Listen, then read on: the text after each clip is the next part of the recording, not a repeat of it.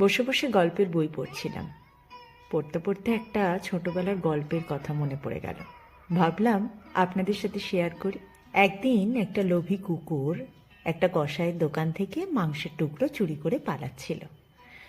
মাংসের টুকরো চুরি করে পালাচ্ছিল দেখে কুকুরটার পিছন পিছন কসাইটা ছুটে ছুটে গেল।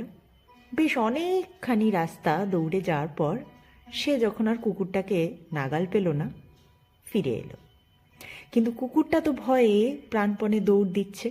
ছুটতে ছুটতে কুকুরটা একটা নদীর কাছে গিয়ে পৌঁছালো। নদীর উপর দিয়ে সেতু, সেই সেতু দিয়ে কুকুরটা যখন যাচ্ছিল, সে নদীতে প্রতিবিম্ব দেখতে পেল, যে প্রতিবিম্বতে আরেকটি কুকুর, তার মুখে একটা মাংসের টুকরো। সে অন্য একটা কুকুর ভেবে সেতু থেকে নদীর জলে লাফ দিল।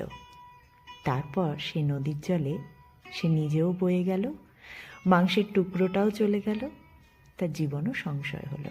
গল্পটা বলার উদ্দেশ্য একটাই, আমরা যখন আমাদের জীবনে কোনো কিছু পাওয়ার পরেও অনেক বেশি কিছু পাওয়ার লোভে আসক্ত হয়ে পড়ি, তখন আমরা যেটুকু পাই সেটাও একটা সময় হারিয়ে ফেলি।